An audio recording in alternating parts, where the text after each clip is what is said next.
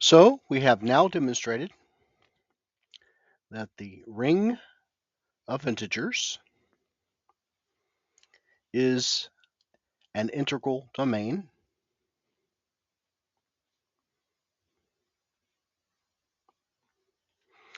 but this ring is not a field since not every non-zero element in the integers has a multiplicative inverse.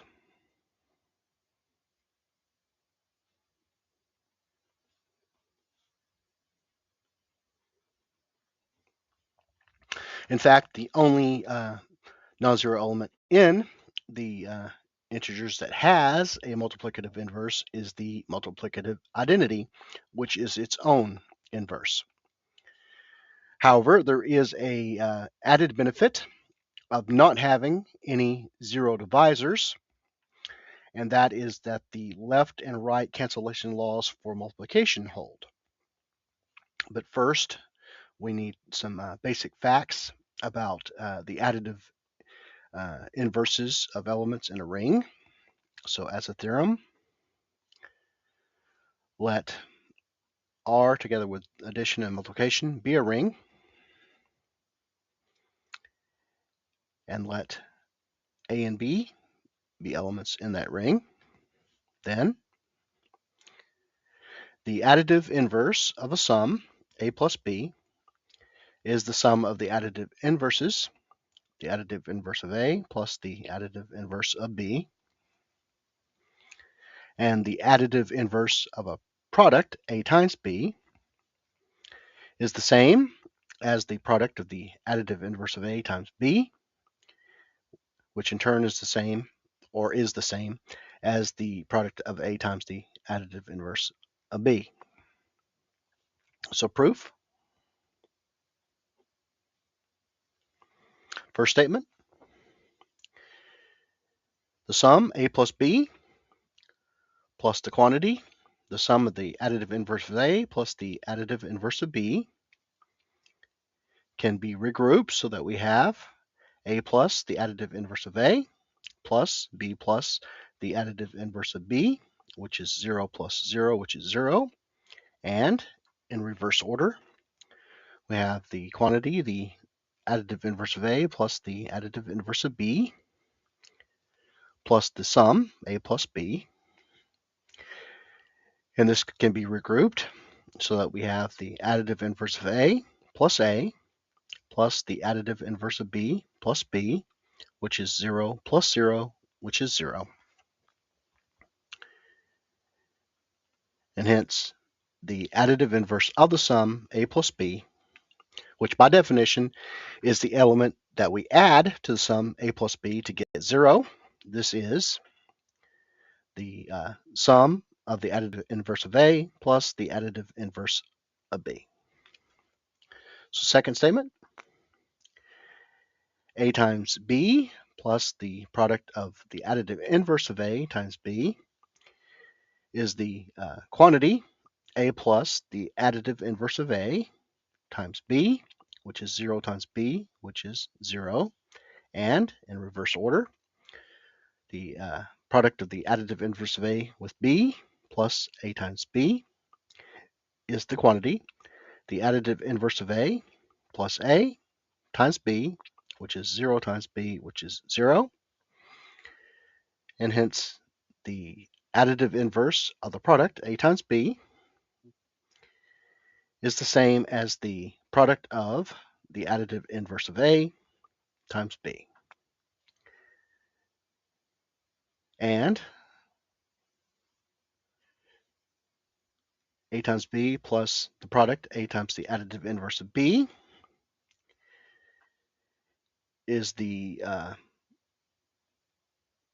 element A times the quantity, B plus the additive inverse of B, which is A times 0, which is 0. And in reverse order, we have that A times the additive inverse of B plus the product A times B is A times the quantity, the additive inverse of B, plus B, which is A times 0, which is 0. And hence, the additive inverse of the product, A times B, is the same as A times the additive inverse of B.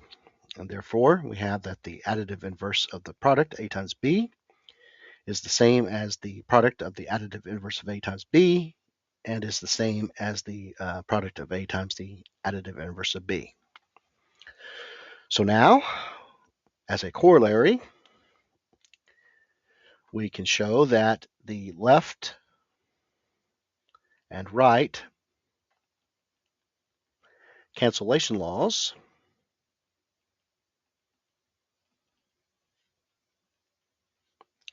for multiplication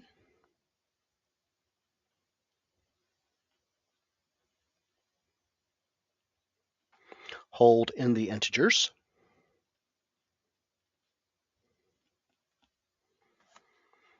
So proof,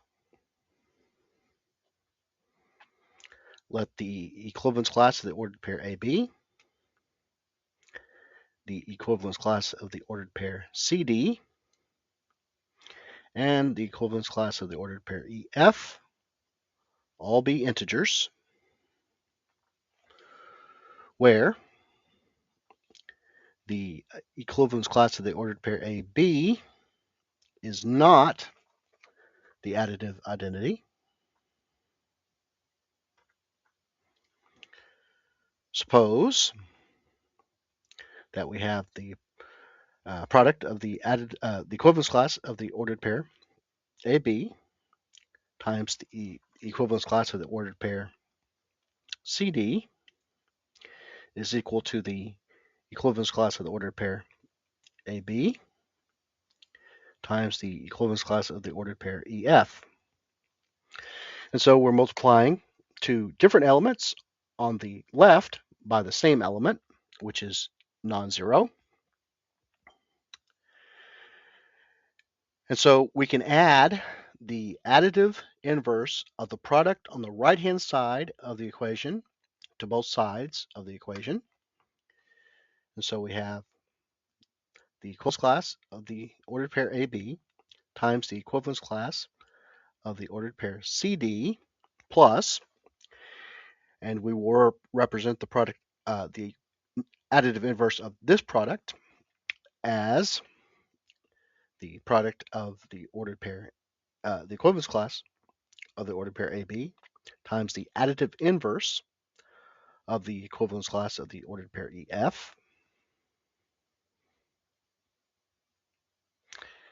And this is equal to the additive identity.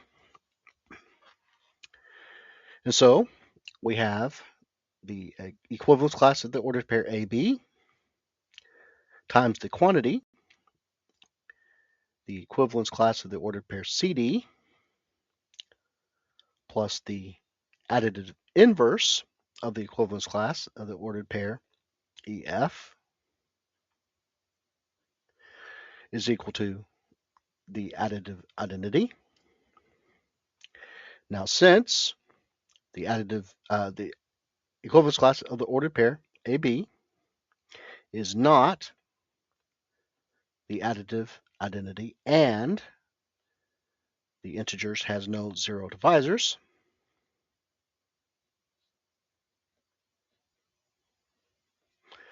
it must be true that the equivalence class of the ordered pair CD plus the additive inverse of the equivalence class of the ordered pair EF is equal to the additive identity.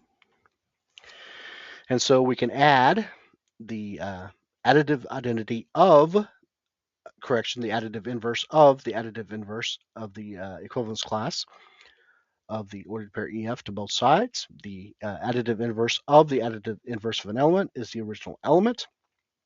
And so we have that the equivalence class of the ordered pair CD is equal to the equivalence class of the ordered pair EF. And so the left cancellation law for multiplication holds. So now suppose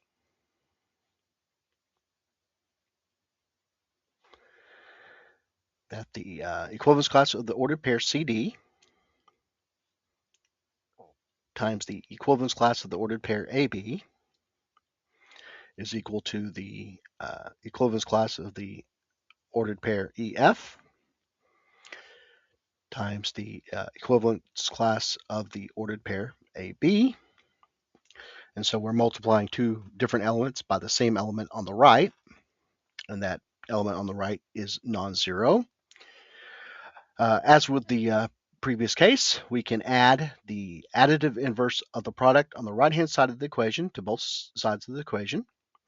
And so we have the equivalence class of the ordered pair CD times the equivalence class of the ordered pair AB plus, and we will represent the additive inverse of this product as the additive inverse of the equivalence class of the ordered pair EF times the equivalence class of the ordered pair AB. And so this is equal to the additive identity on the right-hand side. And so we have the quantity, the equivalence class of the ordered pair CD, plus the additive inverse of the equivalence class of the ordered pair EF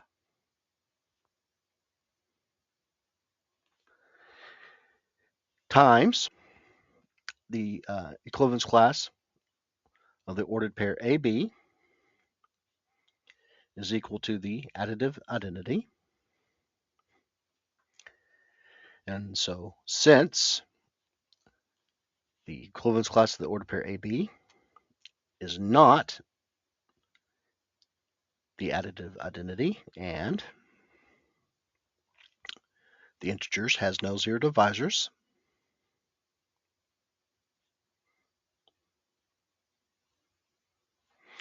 it must be true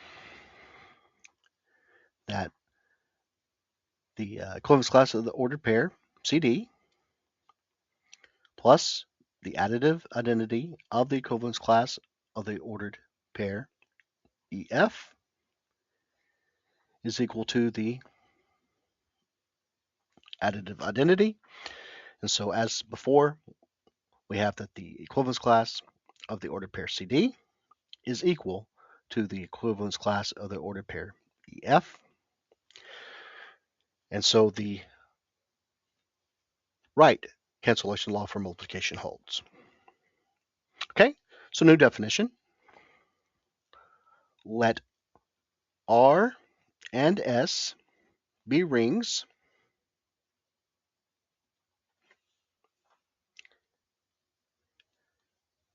a ring isomorphism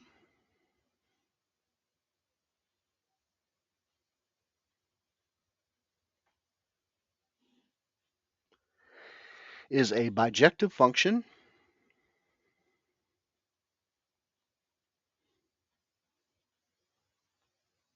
which we'll call phi from a ring R into a ring S that satisfies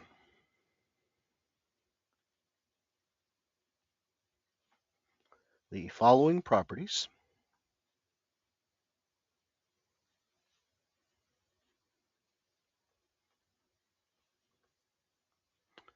First,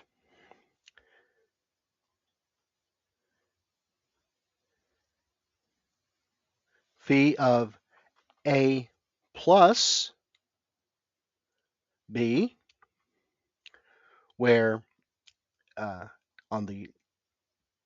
where here we have addition defined in the ring R is equal to phi of A plus phi of B, where on the right-hand side we have addition defined in the ring S.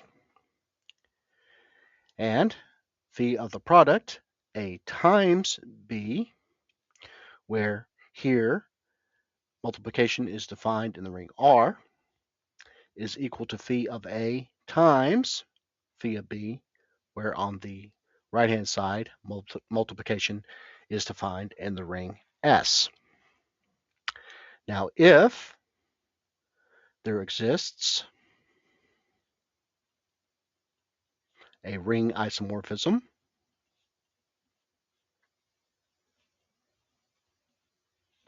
phi from R into S, then the rings R and S are isomorphic,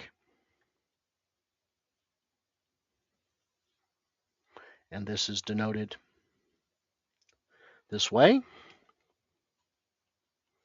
using the same symbol as for congruence in geometries.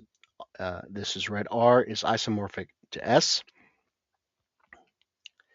Now, if the ring R is isomorphic to the ring S, then R and S are exactly the same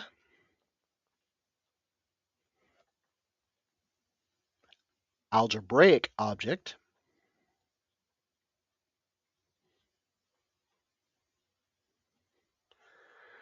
that differ only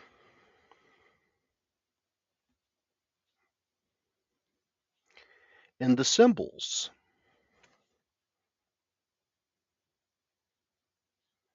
used for elements and or operations.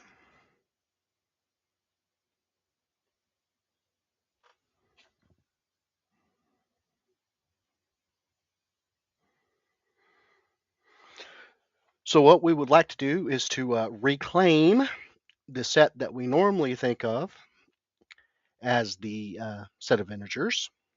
So let the set denoted by the negative of the natural numbers be the set of all additive inverses of the natural numbers, and let the set, which we'll denote as Z, be the union of the natural numbers with the set containing 0 with the set of all additive inverses of the natural numbers. That is, this is the set that we normally think of for the integers: 0, plus or minus 1, plus or minus 2, plus or minus 3, and so on. If we can demonstrate that a isomorphism exists from the set of integers as we have defined it formally into this set under normal addition, that is normal addition and multiplication that we've learned previously, then we can use this set as the set of integers.